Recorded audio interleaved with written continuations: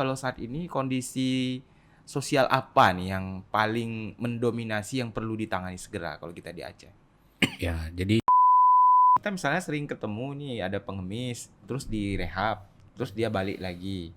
Mungkin bisa ceritakan suka dukanya seperti apa nih kalau untuk penanganan yang seperti ini, Pak?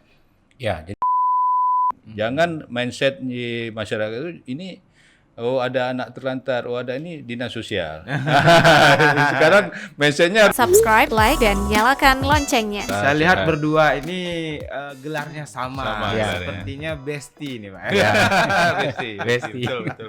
Satu dinas juga ya. Alhamdulillah satu dinas. Iya, Pak Satu Devi. kampung juga. Satu kampung juga. Berbicara soal sosial itu kan tidak lepas dari layanan dasar ya, Pak ya. Iya. Sama halnya seperti pendidikan, kesehatan, sosial ini juga merupakan sebuah kewajiban dari kita pemerintah untuk menanggulangi apapun yang terjadi dalam situasi apapun terhadap masyarakat, Pak Iya. kan? Mungkin Pak Devi bisa jelaskan terlebih dahulu kalau saat ini kondisi sosial apa nih yang paling mendominasi yang perlu ditangani segera kalau kita di Aceh? Ya, jadi makasih ini Mas Yudi. Ini bagus ya kesempatan bagi kita untuk saling menjelaskan ya. Sebelum saya menjawab pertanyaan Mas Yudi, saya perlu memaparkan karena kalau kita berbicara tentang pembangunan sosial itu kan luas. Iya. Karena luasnya pemerintah itu harus membuat aturan main. Siapa mengerjakan apa sehingga tidak bias dia masalah sosial nih atau pembangunan sosial ini tanggung jawab siapa sebenarnya. Secara umum pembangunan sosial ini tanggung jawab pemerintah dan tanggung jawab masyarakat, tanggung jawab kita semua. Iya. Nah, itu secara umum. Tetapi untuk memastikan siapa melakukan apa, itu kita merujuk kepada Undang-Undang Nomor 23 Tahun 2014 tentang pemerintahan daerah. Nah, di undang-undang itu jelas sekali dipetakan bahwasanya urusan sosial itu menjadi urusan wajib pemerintahan. Betul.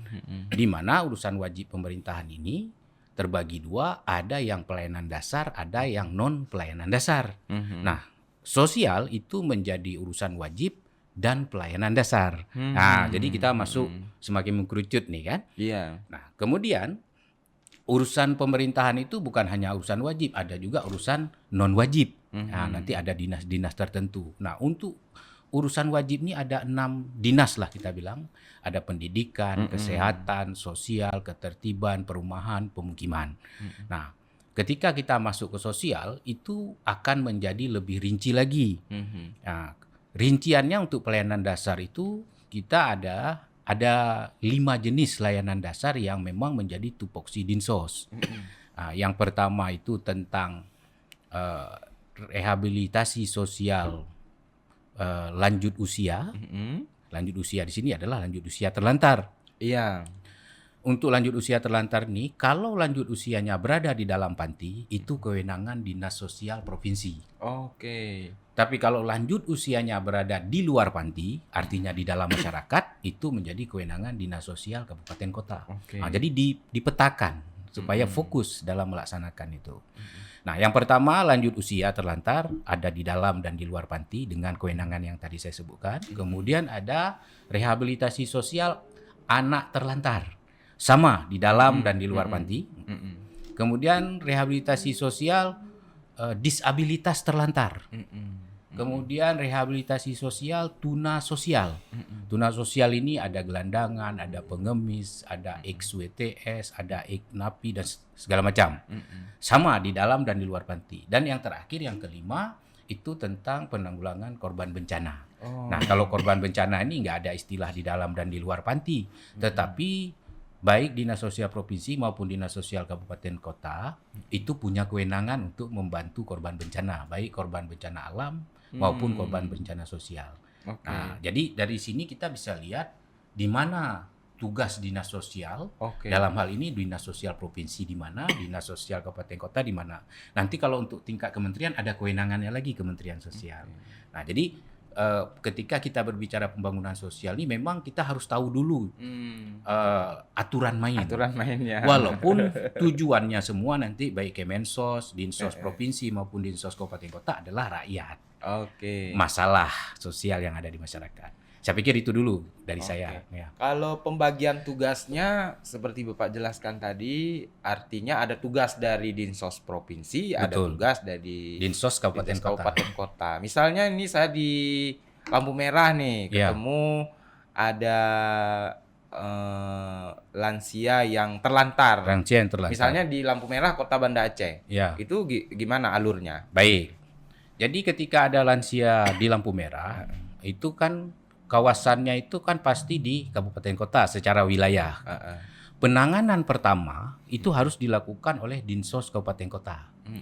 Setelah di asesmen, lansia ini harus masuk panti nih, karena dia terlantar, tidak ada keluarga Tidak segala macam. keluarga. Serahkan ke Dinsos provinsi. Kita ada panti jompo. Nah, tapi kalau setelah hasil asesmen, ini bukan terlantar, ini memang sengaja. Padahal dia anaknya masih ada, ini memang lari dari keluarga atau bagaimana. Itu ditangani dulu oleh Dinsos kabupaten kota. Dengan berkoordinasi dengan Dinsos kabupaten kota lain. Misal ada seorang lansia yang kita temui di lampu merah di Banda Aceh. Setelah di asesmen rupanya bukan orang Banda Aceh, misalnya orang Aceh Timur. Itu sesama Dinsos itu koordinasi dulu. Gimana? Nah, tapi kalau memang membutuhkan pelayanan di dalam panti, baru Dinsos provinsi turun tangan. Yang turun tangan. Nah, jadi gitu dia. Baik Pak Devi. Saya ke Pak Isnandar dulu. Iya. Kalau pada kenyataannya Pak, ketika praktek di lapangan nih, apakah pembagian tugas itu sudah sesuai? Misalnya ketemu di lampu merah di dalam Kota Banda Aceh. Kota Banda Aceh punya anggaran nggak untuk biaya awal itu sampai masuk ke provinsi? Baik, terima kasih. Untuk penanganan terkait dengan misalnya permasalahan sosial ya yang terjadi di masyarakat, terutama yang viral ya, viral terkait misalnya ada gelandangan pengemis ataupun ada lansia seperti yang tadi yang disampaikan, memang penanganannya kita ini harus saling koordinasi. Nah, itu yang perlu kita ingatkan bahwa kita saling koordinasi. Tadi sudah disampaikan oleh Pak Devi, memang kalau secara kewenangan dan secara peraturan sudah diwagi kewenangan. Nah, itu adalah menjadi tanggung jawab atau kewenangan Dinas Sosial Kabupaten atau Kota. Iya. Namun dalam kenyataannya ya masih juga terjadi seperti itu. Kita Dinas Sosial Provinsi juga turut andil gitu, turut tangan juga. Nah, karena misalnya terjadinya di Kota Banda Aceh. Karena Kota Banda Aceh kan Dinas Sosial Kota itu dekat sama Dinas Sosial Provinsi. Iya. Nah, sangat dekat gitu dengan Dinas Sosial Provinsi. Nah, tadi yang pertama juga saya ingin sampaikan, tentu penertiban ini sebenarnya misalnya gelandangan atau lansia terlantar. Ini dilakukan oleh penertiban di jalan raya, di jalan misalnya di lampu merah seperti itu. Ini harus dilakukan oleh Satpol PP duluan. Nah, yang duluan melakukan penertiban itu adalah Satpol PP. Nah, baru kemudian Satpol PP nanti kemudian melaporkan ke Dinas Sosial Kota Banda Aceh.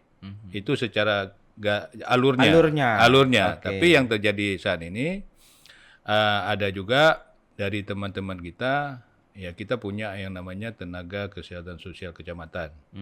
Kita punya yang namanya pekerja sosial yang ada pendamping resos, pendamping rehabilitasi sosial. Nah, kadang-kadang mereka turun tangan langsung melakukan penertiban. Ya, tentunya dengan berkoordinasi dengan Dinas Sosial Kabupaten Kota.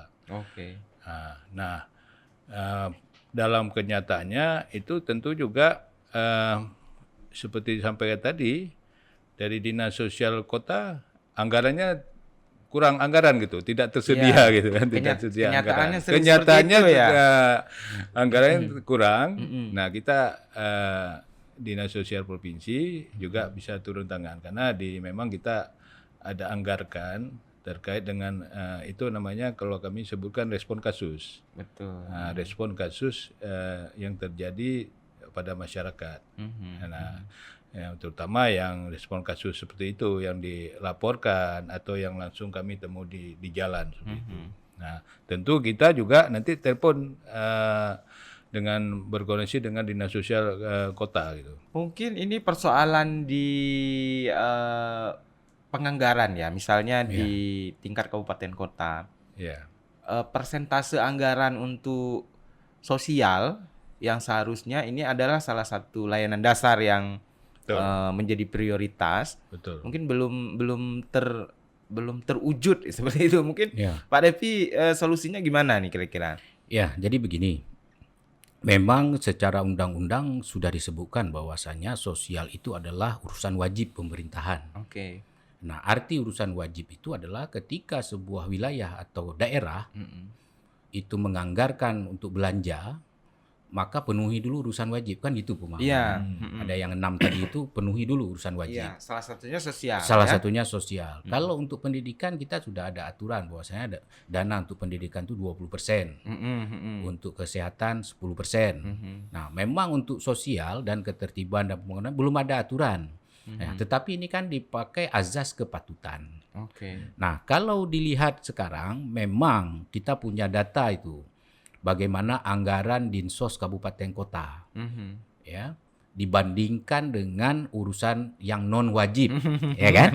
Nah, itu kita kalah jauh. Kalah jauh. Nah, tentu saja ini memang tidak bisa saya jawab sepenuhnya karena di sini ada kebijakan-kebijakan dan kesepakatan politis, ya, sehingga penganggaran untuk dinas sosial itu memang kalau perlu saya sampaikan sekarang ini belum optimal. Nah, tetapi bagaimana mengatasi belum optimal itu? Nah, kita tetap fokus pada layanan-layanan dasar. Nah, dengan segala keterbatasan. Kami menganggap itu sebagai sebuah tantangan, bukan hambatan ya. Jadi kita nggak mau menyerah dengan kondisi itu. Namanya negara, kita harus hadir untuk rakyat dengan apapun keterbatasan yang kita miliki. Nah, buktinya apa? Seperti yang disampaikan oleh Pak Isnandar tadi, kita memang menganggarkan walaupun itu kejadiannya di kabupaten kota, ya, prinsipnya kita tetap menerapkan yang diutamakan itu prinsip kemanusiaan. Jangan pula nanti ketika ada masalah darurat, kami harus pikir kewenangan dulu. Nggak mungkin mengatasi manusia itu nggak begitu. Ya, jadi kewenangan itu yang saya jelaskan tadi untuk menjelaskan ada aturannya. Nah, negara ini harus ada aturan yang harus kita laksanakan. Nah, tapi dalam kenyataannya ketika ada kasus-kasus darurat, kami tetap mengutamakan masalah. Misal ada pembuangan bayi terlantar yang sekarang sedang marak. Ya, itu. Nah, siapapun yang menemukan itu, ya tetap kita tindak lanjuti segera. Masalah kewenangan berikutnya kita pikir. Nah, tetapi bayi ini harus kita selamatkan dulu dengan prosedur-prosedur tertentu. Pasti kita harus melapor kepada APH, aparat penegak hukum. Dinsos bukan aparat penegak hukum. Jadi kita tidak bisa masuk ke dalam hal-hal yang bersifat hukuman. Jadi Dinsos nggak bisa memberi hukuman kepada GP, nggak bisa memberi hukuman kepada, karena kita bukan APH, bukan aparat penegak hukum. Itu serahkan kepada hukum. Nah, begitu dia kira-kira. Kalau kita berbicara layanan dasar itu sudah pasti, Pak. Ya. Kalau kita berbicara program, gimana caranya biar masyarakat miskin ini berkurang? Ya, wah ini bicara kemiskinan ya. Ya, baik. Ke Pak Menandar dulu, Pak Isnandar dulu mungkin. Baik. Apa program kita nih biar masyarakat miskin ini bisa berkurang, Pak? Iya. Berbicara terkait dengan program-program ya, program kemiskinan atau untuk menangani biar masyarakat berkurang gitu kan. Memang selama ini dinas sosial dan juga instansi terkait ada juga semua SKPA rata-rata penanganannya masyarakat miskin sebenarnya. Ya kan? Penanganan secara umum itu masyarakat miskin. Sasaran yang menjadi sasaran kita masyarakat miskin. Nah, memang kalau melihat tupoksi, secara tupoksi di dinas sosial apalagi di provinsi kita memang ada kepala bidang penanganan fakir miskin. Nah, tentunya dalam bidang penanganan fakir miskin kita juga membuat program-program yang tentunya ini tujuannya sebenarnya untuk yang pertama mencegah misalnya kelompok rentan atau orang yang mau miskin ini, Jangan jangan sampai miskin. sampai terjerumus lagi ke miskin. Jangan terlantar Kita ada lagi. program-program misalnya pemberdayaan ekonomi, Iya. ada usaha ekonomi produktif. Nah, ini program-program salah satunya untuk mengurangi angka kemiskinan. Nah, itu yang saya mau sampaikan. Kemudian juga ada program-program misalnya bantuan untuk yang diluncurkan oleh pemerintah pusat. Ada program PKH, program Keluarga Harapan. Kemudian ada juga program-program misalnya bantuan beras, bantuan sembako. Nah, itu tentunya program-program yang diarahkan supaya mengurangi angka kemiskinan. Betul. Nah, mengurangi angka kemiskinan. Tentunya ini juga nggak bisa pemerintah sendiri. Iya. Nah, pemerintah sendiri juga menginginkan masyarakat itu harus bergerak juga. Nah, ada upaya-upaya pemerintah maupun masyarakat. Masyarakat di sini bukan hanya masyarakat si penerima bantuan, tentunya ada organisasi lainnya. Kemudian kita misalnya kita di di dinas sosial, ada pilar-pilar sosial atau ada yang dikatakan potensi dan sumber kegiatan sosial itu turut mendukung kita, mendukung pemerintah. Kalau dinas sosial sendiri, kemudian pemerintah sendiri yang melakukan itu tidak ada, nggak mungkin. Harus bersama. Harus gitu, sinergi dia, Betul. harus sinergi kita nih dengan masyarakat juga. Masyarakatnya juga jangan mentang-mentang diberikan bantuan untuk program kemiskinan ini Nunggu aja. gitu kan. Nah, ini juga harus berusaha. Iya. Nah, makanya diluncurkanlah yang namanya program usaha ekonomi produktif kepada masyarakat. Biar masyarakat diberdayakan supaya mereka tidak hanya menunggu, Betul. tapi dia berbuat. Iya. Ada berbuat juga masyarakat. Jadi di samping layanan dasar tadi, kita juga ada usaha untuk upaya pencegahan gitu, Pak Delpi ya. Betul. Ya. Pak Devi, kalau kita misalnya sering ketemu nih ada pengemis, terus direhab, terus dia balik lagi. Mungkin bisa ceritakan suka dukanya seperti apa nih kalau untuk penanganan yang seperti ini, Pak? Ya, jadi kita untuk masyarakat atau masalah pengemis ya, gepeng ya, gelandangan dan pengemis ya. Ini dua masalah berbeda, gelandangan dan pengemis. Kalau gelandangan biasanya mengemis, tapi kalau pengemis belum tentu gelandangan. Oh gitu. Ya, karena apa? Pengemis ini kita seluruh Indonesia saya pikir, kalau dunia enggak, di Indonesia saya lihat ada perubahan sosial yang terjadi untuk masalah-masalah sosial tertentu. Saya ulangi, ada perubahan sosial yang terjadi untuk masalah-masalah sosial tertentu. Contoh, di bawah tahun 90-an yang disebut gelandangan dan pengemis itu memang betul-betul orang yang sangat miskin dan terlantar sehingga dia harus menggelandang dan mengemis. Tapi di atas tahun 90-an, gelandangan dan pengemis ini menjadi dua masalah sosial yang berbeda. Iya. Gelandangan adalah memang orang terlantar sehingga dia terpaksa menggelandang. Pengemis sekarang sudah menjadi profesi. Ya, banyak kita lihat ada yang mengkoordinasikan, ada yang mengatur pos-posnya, wilayahnya dan segala macam. Nah, tentu saja kalau masalah seperti ini harus muncul aparat penegak hukum di sana. Oke. Nah, fungsi dinas sosial itu rehabilitasi sosial. Rehabilitasi sosial, karena rehabilitasi ini ada dua, ada rehabilitasi medis, ada rehabilitasi sosial. Nah, kita di rehabilitasi sosial. Ketika gepeng itu misalnya gepeng gelandangan lah kita bilang. Gelandangan pasti mengemis dia untuk memenuhi kebutuhannya. Tapi kalau pengemis belum tentu gelandang, mungkin dia punya rumah, dia punya apa, cuman dia mengemis. Karena udah jadi profesi. Nah, di sini perlu perubahan perilaku. Iya. Upaya-upaya Dinsos itu melalui panti-panti tadi, ada panti tunas sosial juga kita yang memang khusus memberikan pelatihan kepada gelandangan dan pengemis yang berhasil kita jaring, kita tertibkan, kita seleksi, karena gelandangan dan pengemis itu nggak semua mau ikut pelatihan, Pak. Ya, jangan salah. Ya, begitu kita hasil dari penertiban bersama dengan Satpol PP, dengan kepolisian, itu kita kumpulkan. Gelandangan dan pengemis itu ada nanti usia anak dia, ada wanita, ada yang disabilitas, ada yang lansia. Ini kita kelompokkan dulu.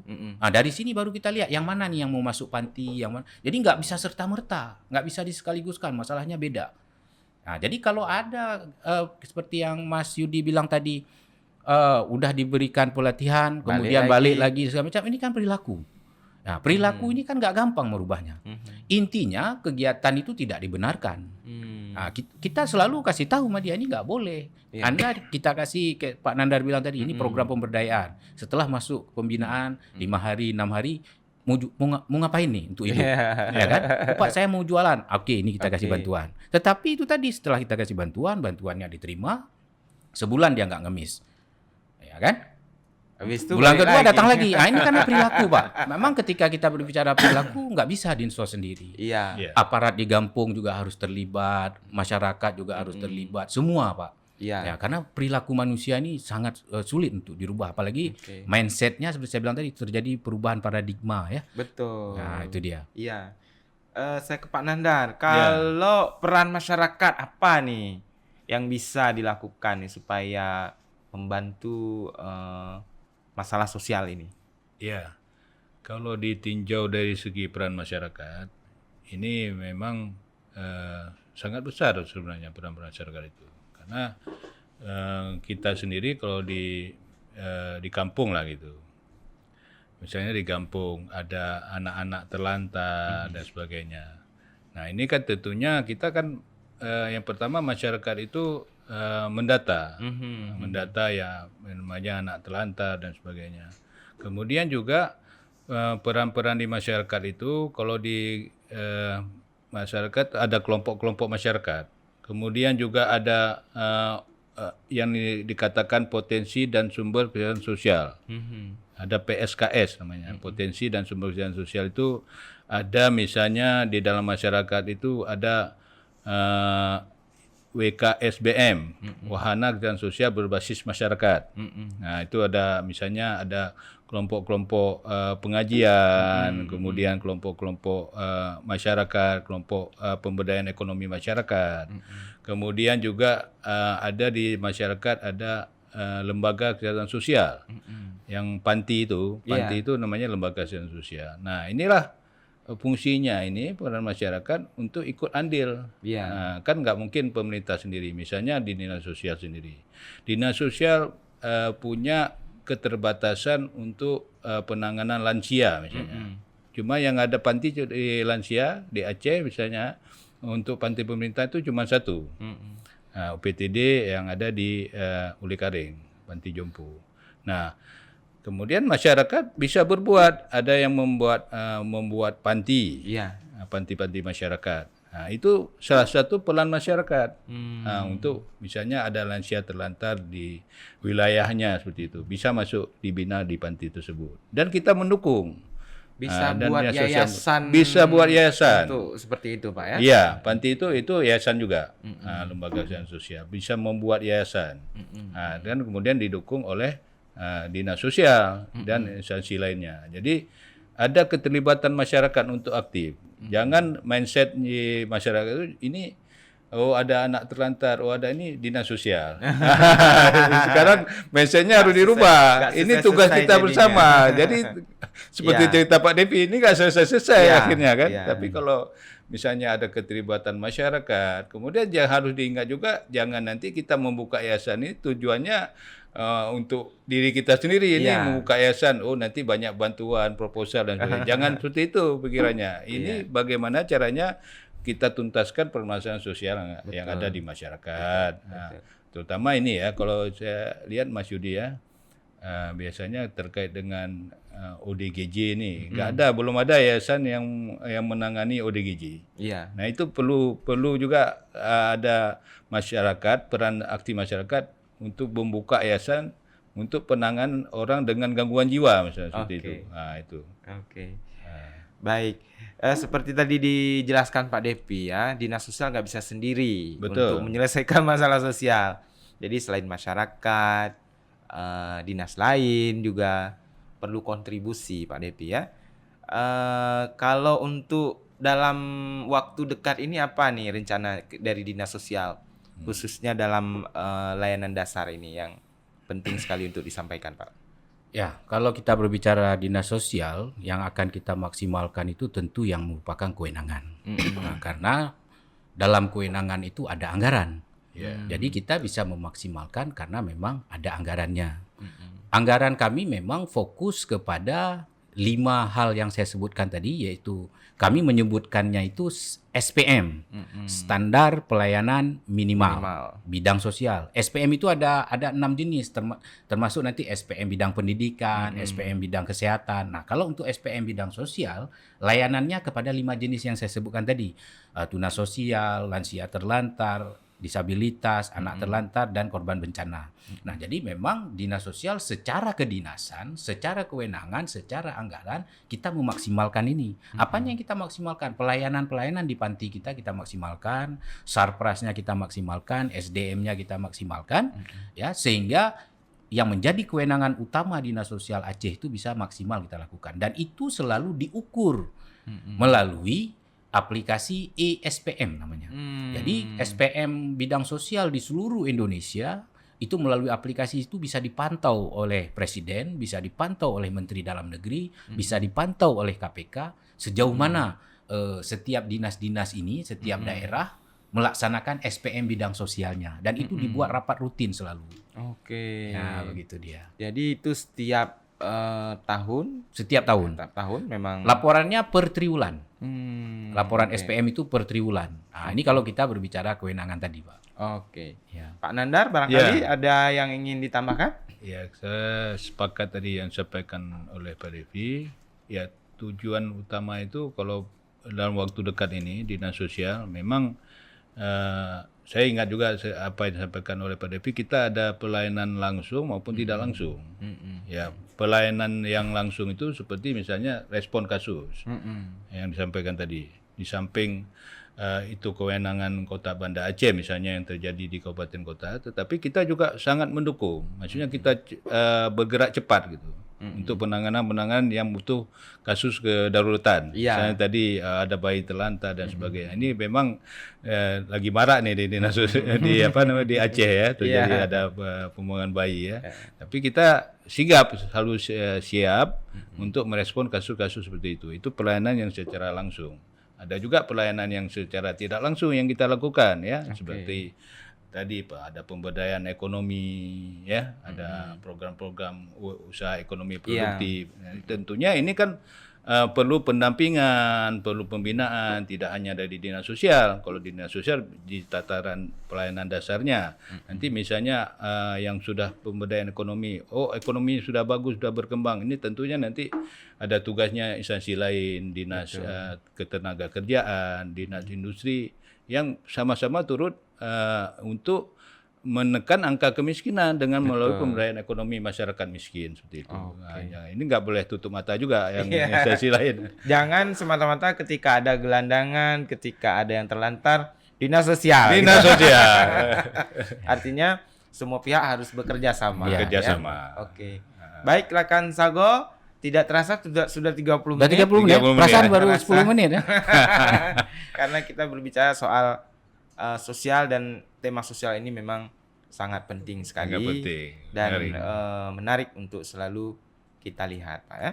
Mungkin ada pesan-pesan lagi yang ingin disampaikan?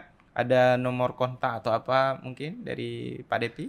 Ya, untuk mendapatkan pelayanan dari dinas sosial itu, kita memiliki TKSK, Tenaga Kesejahteraan Sosial Kecamatan, yang di setiap kecamatan di Aceh itu kita ada TKSK-nya. Jadi ada 290 TKSK di seluruh Aceh, sebanyak jumlah kecamatan di Aceh. Jadi apapun permasalahan bisa disampaikan melalui TKSK atau langsung datang ke Dinas Sosial Kabupaten Kota. Kalau memang lokasinya jauh, silakan hubungi TKSK kita ataupun para pendamping-pendamping sosial yang ada di dinas sosial. Ada pendamping PKH, ada pendamping disabilitas, ada pendamping lansia, dan segala macam. Jadi kita banyak sekali pilar-pilar yang bisa kita maksimalkan. Dan rata-rata di desa, Pak Kecik, ya, Pak Sekdes itu tahu siapa TKSK, siapa pendamping. Jadi silahkan aja. Jadi supaya mempermudah jangkauan. Kan nggak semua harus melapor ke dinas sosial provinsi atau dinas sosial kabupaten kota. Artinya apapun persoalannya ada jaring-jaringnya. Ada Pak, jaring. ya? Ada sampai ke desa. Oke, baik. Makasih Pak Depi Ya. atas waktunya hari ini, Pak Nandar. Siap. Terima kasih atas waktunya, rekan Sago. Jangan lupa untuk komen, like, and subscribe video kita hari ini. Sampai jumpa. Wassalamualaikum warahmatullahi wabarakatuh. Waalaikumsalam warahmatullahi. Jika video ini bermanfaat untuk Anda, silahkan subscribe, like, dan nyalakan loncengnya.